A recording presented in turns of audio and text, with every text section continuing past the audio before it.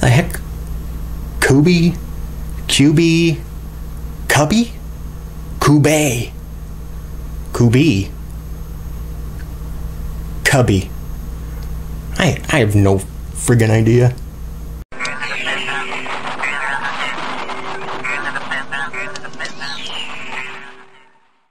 Now, all of the specs that you are currently looking at are measurements that I had personally taken myself, so those of you interested, yeah, do that here.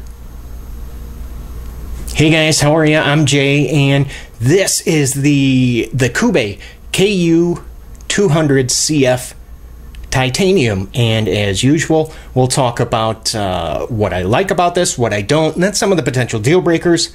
Let's do them size comparisons. Let's go ahead and start things off with a newer release, and of course this is the SOG Terminus XR. Get that straight, Jay. Ooh, how about another clip point, the Cold Steel Code 4. Now, I don't think I have ever whipped this thing out.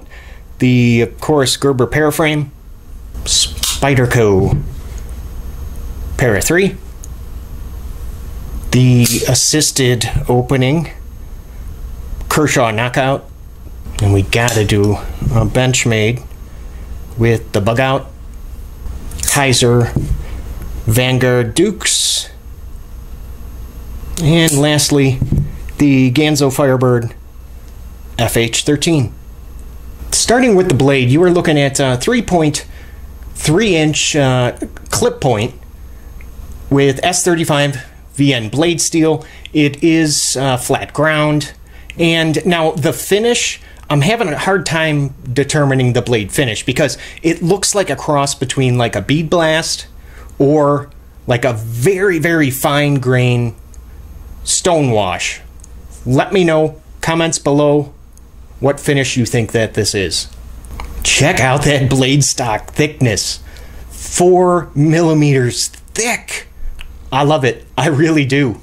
1.05 is the profile width of the blade, so from the spine to the sharpened edge, and Kubey did an excellent job, well executed sharpening choil. The deployment is accomplished with this very, very, I think anyway, very large flipper tab, and the blade is riding on a ball bearing pivot, and the detent is, oh yeah, she is very, very strong, and you can see I am unable to shake it loose. Now, the action is pretty darn great, at least the deployment side of things. I mean, I have experienced no misfires. I mean, it opens reliably every single time I push down on that flipper. Now, as far as the closing action goes, it doesn't really fall shut on its own. I mean, you can see I can do it with a little bit of shake and bake going on there. And you might have also noticed that, yes, for those of you that like to do that thumbnail closure, you are able to accomplish that with ease. Once opened, the KU200, it looks like it's actually locking up pretty darn early. And what do you guys think, about 10%? And I want to go ahead and quickly check. Sorry about my big mitt in the way. Oh yeah, that's rock solid. Absolutely no movement going on there. And you can see the access to that frame lock. Unfortunately, now during deployment, this knife is unable to tolerate any lock bar pressure, and I mean any. I mean, I can't even, it feels like if I just have my thumb hovering over, it feels like it won't deploy. But at least check out the pocket clip. Yeah, that kind of gives you just a decent platform to rest your finger on. Now I want to bring you in close just so you can see that that centering, and wow, check that out.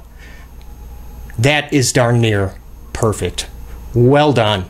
There's going to be just the 2 areas of jimping on the flipper tab. You can see right there, and then it again appears on the spine of the blade. It's not bad. It's kind of spaced pretty far apart, but yeah, it still works. It feels all right.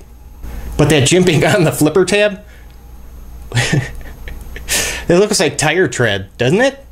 Now moving on down to the handle, I can fit with my medium-sized hand. Oh yes, I can fit all 4 of my fingers on there, on this 4.5 inch long handle that is made from, it's going to be titanium with this thin separate little strip, very thin strip of carbon fiber. And you might have noticed that the titanium does look just a little bit on the shiny side, and you would be correct because it does have like a gray coating over it. There are absolutely no sharp edges anywhere on this handle, and believe me, I have looked. It is very, very, very comfortable, and it almost feels like that it was molded specially for my hand. I mean, you can really tell that there was quite a bit of thought that went into this handle design because it just feels fantastic. The traction here it's good. I mean, even though the titanium does have like a shiny appearance, it's not really slick. I still have a very good, confident grip. You know, I have no worries of my hand slipping forward, especially with this very large flipper tab. And notice these, do you see the milled lines? They run down the entire length of the handle on both sides. What I have been using these milled grooves for is it helps to keep my fingers away from the lock bar. So I can grab the knife just like this, and I'm not worried about it slipping out of my hands. It's a very good, secure grip. Disassembly, not bad. How do I know that? Well, I already took it apart because I wanted to clean it and stuff. But there's only just it looks like just the 2 body screws, and one of those doubles as the clip screw. I like that. Just saves on space and cuts down on, you know, having extra screws showing. Now to carry this in the pocket, you're looking at, it is a milled titanium clip that is unfortunately just going to be, yeah, just the one position, tip up for righties, and it's not really a true deep carry, but check that out. That's actually pretty darn close. That's really close. I like that. I mean, this is one of the few milled titanium clips that I actually like. I usually just swap these out like immediately. This one I'm leaving. And see if you can see this. Look at that. Yeah, it's got a little bit of give to it. Little springiness. Very nice clip. Now the closed width in the pocket is a very respectable, well under the 1.5 inch threshold at 1.33. And the widest section, when this is in your pocket, is going to be down here towards the bottom, which is exactly where it should be. The handle thickness, a little over 1/2 inch, barely, at just 0.51. Before I go ahead and toss this up on the scale, I just want to show you that, yeah, for the most part, it looks like it is, in fact, closed construction with that very large, yeah, that's a big titanium backspacer, which also happens to house the lanyard hole as well. Now, if you look on the inside, you are not going to see any internal skeletonization because they didn't do that. So let's see how that affects the weight. 3.3 inch blade. Now, I'm not going to say this is too heavy, but it's getting up there. 4.4 ounces. I mean, that's not bad. because it looks like 1, 2, 3, 4, 5, about 5 AA batteries, or 1 cold steel code 4, which is much larger than the Kubey. Hey guys, really quick, go ahead, click on that subscribe button if you're looking for knife reviews that get right to the point. And if you enjoyed this video at all and you got any value from it, I don't know, how about a thumbs up? Thanks guys. Now before we get to the potential deal breakers, I of course have a question. I would like to see your answers, and what I'd like to know is simply, do you like it when budget brands like Kubey start releasing higher end models, or do you kind of wish that they would just stick with the budget stuff? Let me know in the comment section below. Now, as far as those potential deal breakers go, there's not many. I mean, I really had to dig, and pretty much all of these should really be considered more nitpicks than potential deal breakers. However, number one, we're going to start with the pocket clip, of course, being that there is no left-handed option. I kind of feel for the money that they're asking, I think a left-handed clip should definitely, that option should be there. Potential deal breaker number 2, potentially the blade thickness. Now, I personally, I love thick blade stock, but sometimes that's, you know, there's a compromise and it affects the slicing ability. So I understand why some of you are not crazy about the thicker blades. But yeah, 4 millimeters thick, I like it, but I could see some of you having a problem with that.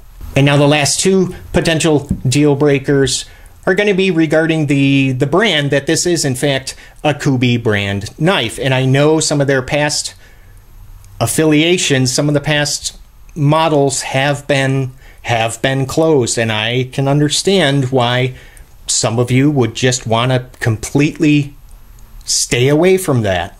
Last potential deal breaker is going to be the price tag, $140. Now, I got to be honest with you regarding this knife. When I first saw this blade shape, I was like, holy crap, I need that knife. Because this thing is really checking off a bunch of boxes for me. The wider blade profile, the thicker blade stock, heck, the blade length at 3.3 inches. Just so many things that they did right here. However, Kubey just started with, releasing original designs, and if I'm not mistaken, I think that this might be one of their first, if not the first, original design. And you know what? That is damn impressive, because I really do. I like this knife, but I think that if a company like Kubey, I think that if they are trying to gain some recognition, or they're, if they're looking to change their focus from clones and budget knives to like higher end stuff, to get people to notice that these, that they can do original designs, I think what I would do is offer this at a lower price, because $140, I mean, that's asking a lot for a brand that is relatively unproven with these higher end designs. So lower the price, and then it gives you a chance to just kind of become familiar with this product line. I mean, people first need to see what they're capable of before shelling out their hard-earned money.